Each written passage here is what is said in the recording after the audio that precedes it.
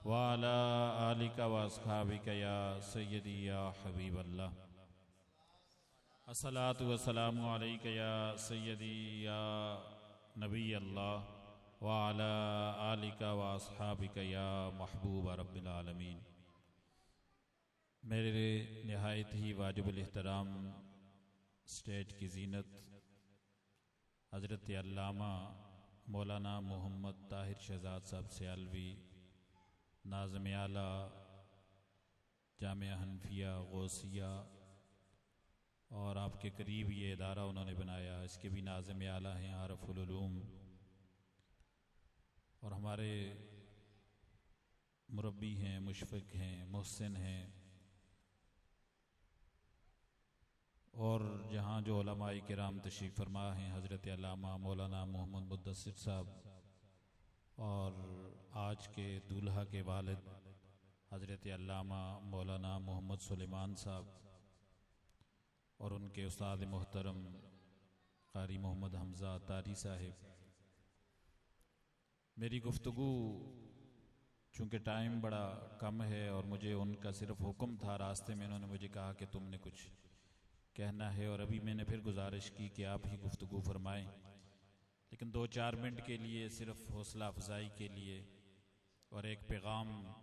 हमारे उस्ताद फरमाते थे कि भाई तकरीर करके जाओ तो किसी बंदे ने कोई पैगाम ना मिले तो समझो कि अपना टाइम ज़ाया करके आए हो।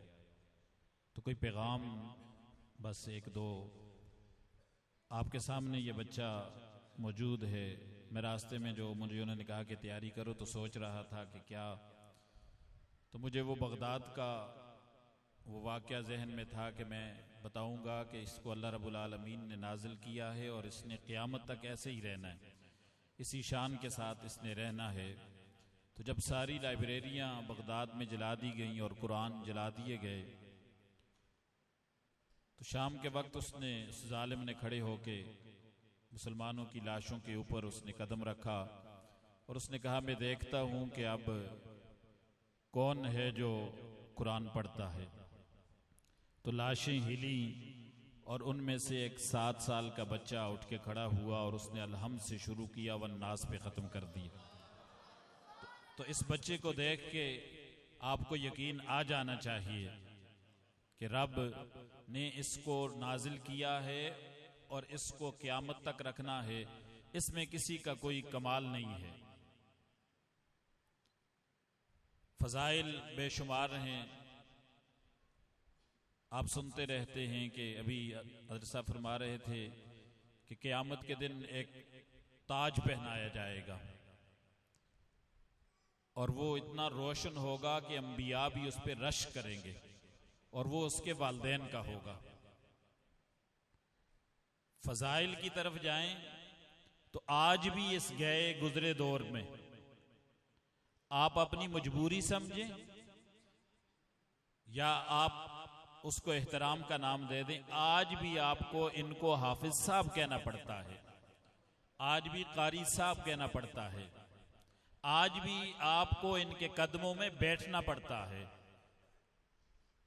इनको अल्लाह ने ये शान दी है, ये ना सिर्फ इस दुनिया में बल्कि जब ये कब्र में जाएंगे तो वहां भी इनकी कब्र को मुनव्वर कर दिया जाएगा।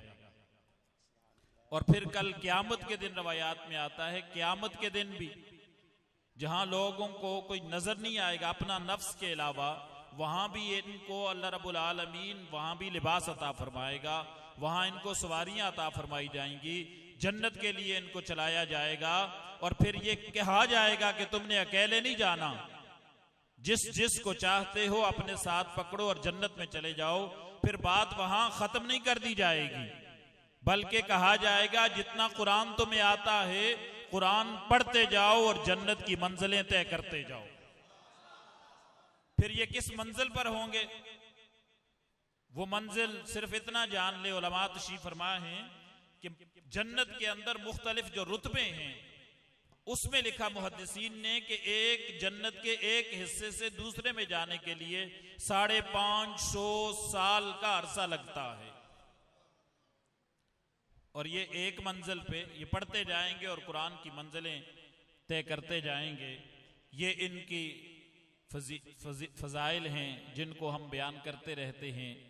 और चूँकि हज़रत साहब तशरीफ़ फरमा हैं, शायद वो अपने पैगाम में ये बात ज़रूर करें। वो कहते हैं कि सिर्फ उनको ये ना बताया करो कि फ़ज़ाइल ये हैं, उन्हें बताया करो कि भूल जाने पर ताब क्या है, पकड़ क्या है। उस पर ये है कि जो कुरान पढ़ के भूल गया उसको कल क़यामत के दिन अंधा उठाया जाएगा। इसके जो उलमा ने मुख्तलिफ मानी लिखे हैं, एक है ज़ाहरी अंधा होना, एक है ये भूल जाना, कुरान पढ़ा और भूल गए। दूसरा है कि उसके मानी और मतालिब को जानबूझ के छोड़ दिया। उसको कुरान को पढ़ा, अहकामात को पढ़ा और फिर उसको जानबूझ के छोड़ दिया। कुरान ने हमें हुक्म दिया नमाज की तरफ आओ और हमने नमाज की तरफ तवज्जो ही नहीं दी। तो ये सिर्फ ये नहीं कि ये पढ़े और ये भूले, आपको भी इल्म है, कुरान ने कहा है कि तुमने नमाज पढ़नी, अकीमुस्सलाह है, तुमने ज़कात देनी, आतुज़ ज़का है। पढ़ने के बावजूद भी तुमने उसको फरामोश कर दिया, भूल गया। याद रखना, इसके बदले में कल तुम्हें अंधा उठाया जाएगा। और हम तो जहां पर हैं एक दूसरे से पूछते फिरते हैं, आजकल बहुत ज्यादा पूछते हैं कि ये क्या हो गया हमारे मुल्क को, इतनी महंगाई हो गई है, ये अजाब कहां से नाजिल हो गया, जीना मुश्किल हो गया है। हज़रत साहब तशरीफ फरमा हैं, उस्ताद भी बैठे हुए हैं। इतनी बड़ी आज ये महफिल इन्होंने कर दी है, इस टाइम पर इस तरह की मजलिस करना अच्छा खासा खर्च चाहिए। आप लोग सोचते रहते हैं कहां से किया होगा मौलवियों ने। मैंने कहा इन मौलवियों ने रसूलुल्लाह से सीखा है, सिर्फ अपना नहीं, सिर्फ ये नहीं कि जो इज्तिमाई काम है उसके लिए नहीं, अपने जाती काम के लिए। रसूलुल्लाह चाहते तो हजरत फातिमा ज़हरा रज़ियल्लाहु ताला अन्हा की शादी पर इतना कुछ अता कर देते, जनाब अली को भी और जनाब फातिमा को भी। जो सोने, थोड़े से सोने को लहाबे दहन लगाएं। और हजरत सुलेमान फारसी कहते हैं कि मैंने जाके उस मालिक से कहा जितने वजन तुम्हारे पास हैं सारे रख दो इसके ऊपर, जो एक लुकमे से 1500 को खिला सकते हैं, जो प्याले के अंदर हाथ रखते हैं पानी के, तो साहबा ये नहीं कहते कि उसमें पानी आ गया, कहते हैं ऐसे लगता था उंगलियों से नहरें जारी हो गई। जो इतना कुछ कर सकते थे वो अपनी बेटी को बहुत कुछ दे सकते थे, लेकिन हमें तालीम दे गए। जनाब अली मुर्तजा शेर खुदा रज़ियल्लाहु ताला कहा तुमने हक मार भी देना और वलीमा भी करना है। तो आप बाहर अपनी ज़रा लेकर बाजार में चले गए। जनाब हजरत उस्मान गनी ने देखा, कहा कहाँ जा रहे हो? कहा ये ज़रा बेच के। कहा बेचनी है, मुझे बेच दो। कहा जी आप ले लें। उनको बेच दी, पैसे ले लिए। कहा ये पैसे मैंने ले लिए, ज़रा अब तुम्हारी हुई। कहा मैं ज़रा का मालिक हूं, आपके पैसे हैं, अब ये भी आप रख लें वापस। ये वो तरीका था जो वो हमें सिखा के गए हैं। खातम ताई की बेटी के ऊपर, गैर मुस्लिम थी, खातम ताई की बेटी के ऊपर हुजूर अलैहिस्सलातु वस्सलाम ने अपनी कमली रखी। किसी ने कहा या रसूलुल्लाह काफिरा है, फरमाया बेटी तो है ना। आज के दौर में हमारे साथ वाले घर में अगर किसी को कोई मसला है, कोई शादी, हमें उसका नहीं पता, मुश्किल दौर है। मेरे रसूलुल्लाह ने फरमाया कि घर के अंदर खाना जो पकाओ कोशिश करो कि उसके अंदर शोरबा ज्यादा डाल दो, तुम्हारा हमसाया भूखा नहीं रहना चाहिए, थोड़ा सा सालन उसको दे दो। अगर ये ना कर सको तो फिर घर के अंदर से खुशबू भी बाहर ना जाने दो। ये वो तालीमात हैं जिनको हम भूल चुके हैं। और मैं आखिरी बात कुरान के मुताल्लिक, फजाइल सारा कुछ है। मैं कह रहा था कि आज हम सोच रहे हैं हम इस जंग में कहां से आ गए हैं, इस मुसीबत में कहां से फंस गए हैं। मुझे आप ये बताएं कि आपकी लड़ाई किसी चौधरी से हो तो आप आराम से रह सकते हैं। कोई नंबरदारी हो, कोई मोहल्ले का, कोई बदमाशी आपको गुजरते गुजरते कहते तेनू मैं बहक लवांगा, रात को नींद नहीं आएगी कि यार ये तो बदमाश आदमी, ये तो जबरदस्त आदमी है, ये तो कोई सख्त आदमी है। और मैं और आप तो लड़ाई ले बैठे हैं अल्लाह और उसके रसूल से। ये मुल्क जो सारे का सारा सूदी निजाम के ऊपर है, हमने कुरान के ये फजाइल लोगों को सुनाए हैं, ये उनको बताया नहीं कि ये जो हमारे साथ हो रहा है ये हमारी वजह से हो रहा है। और कुरान की वो जो आयत है, या अय्युहल्लज़ीना आमनुत्तकुल्लाह वज़रू मा बक़िया मिनर रिबा, जो तुमने सूद की जो बाकी रकम है उसको छोड़ दो। ये नहीं मां जो बाकी रकम है, सूद तो तुमने साहबा को खिताब था, कहा छोड़ दो, वो जो थोड़ी सी बाकी रह गई उसको भी छोड़ दो।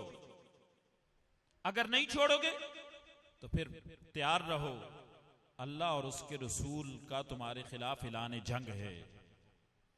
और हमारा पूरा मुल्क, हम तो पूरी प्लानिंग करते हैं उसकी। अजी हमने कहां से किया है? ये तो ये हुक्मरान करते हैं। तो इन हुक्मरानों को लाता कौन है? आप लाते हैं, मैं लाता हूं। आप पसंद करते हैं और मैं पसंद करता हूं। जिन लोगों को आप पसंद करते हैं, मुझे बताएं कि उनमें से किसी एक का भी मंशूर कुरान के मुताबिक है, शरीयत के मुताबिक है? कुरान क्या कहता है? या अय्युहल्लज़ीना आमनू कुतिबा अलैकुमुल क़िसासु फिल क़त्ल, कत्ल के बदले में कत्ल किया जाए। यहां पर कोई किसी को मार दे, यहां चौक में खड़ा करके उसका सर कलम कर दे, क्या इस इलाके में अमन नहीं हो जाएगा? यहां चोर दंदनाते फिरते हैं, घर से कोई दिन के वक्त भी बाहर नहीं निकल सकता। अगर अस्सारिकु वस्सारिकतु फ़क़्तऊ अयदियहुमा जज़ाअन बिमा कसबा हो, हाथ काटे जाएं, एक के हाथ कटेंगे पूरा इलाका दुरुस्त हो जाएगा। किसी की इज्जत महफूज नहीं है।